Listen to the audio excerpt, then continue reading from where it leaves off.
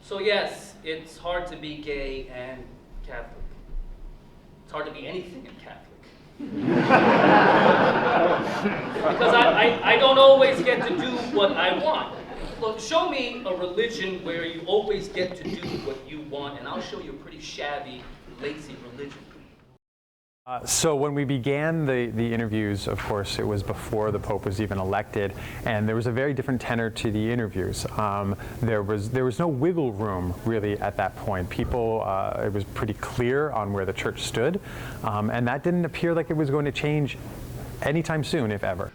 How do we have loving relationships and not screw each other over when we are constantly being told that we're bad? I would say the majority of our interviews were actually conducted before the Pope was even elected, and I think the tenor of our interviews changed. In many cases, we went back and did second interviews with a lot of our interviewees because our views had changed. We had never seen this sort of opening that was created. Nobody really knew what it meant, nobody really knew the implications of it, but people's perceptions were certainly changed almost immediately.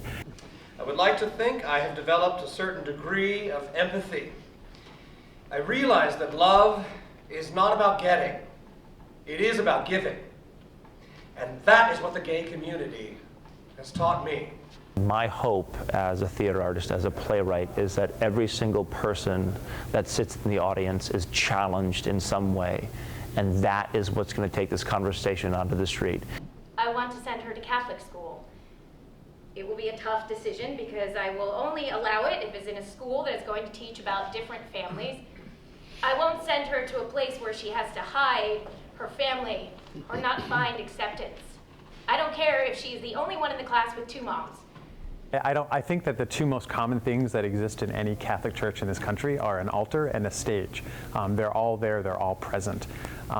What happens on the theater, both in terms of the community that's created and the sense of gift that people offer themselves back to an audience, I think is very reminiscent of what we do within the Christian community, where we offer our stories to one another. We're changed, we're transformed by those stories, by being in the moment, in the liturgical ritual space that is performance.